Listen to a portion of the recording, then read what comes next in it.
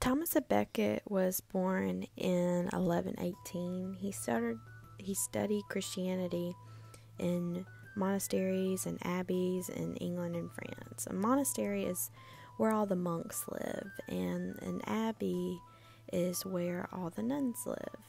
So these are heavily associated with the church. They're very holy, and they're seen as the purest places of living in the Middle Ages.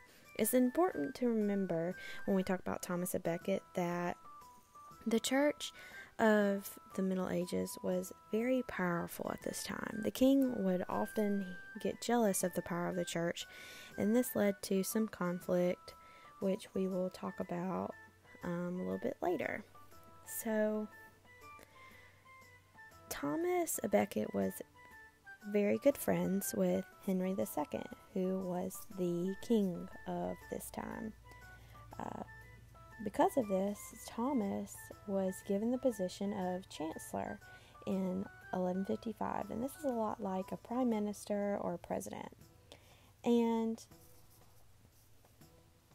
King Henry II wanted the country to be run by law and order and to be fair, and instead of being run by the church, because the church had so much power.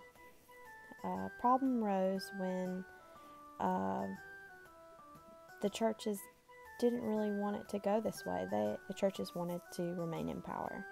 So what happened was King Henry went through all the laws and loopholes and the expectations of the church and made his friend Thomas à Becket the Archbishop of Canterbury in 1162.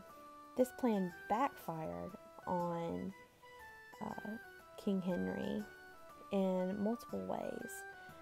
The two fought back and forth about what the expectations of the church should be and whether it should be up to the courts or the church to decide how the country is run. So it ended up being that Thomas à Becket is murdered by some of King Henry's knights in the cathedral of all things, in the holiest of holy places. And it's important to the Canterbury Tales because Thomas à Becket is seen as a martyr, and this is a person that is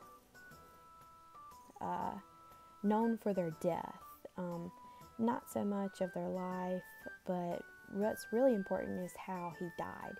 He died in respects of the church and revolving around the church and just consumed with the power of the country and the church.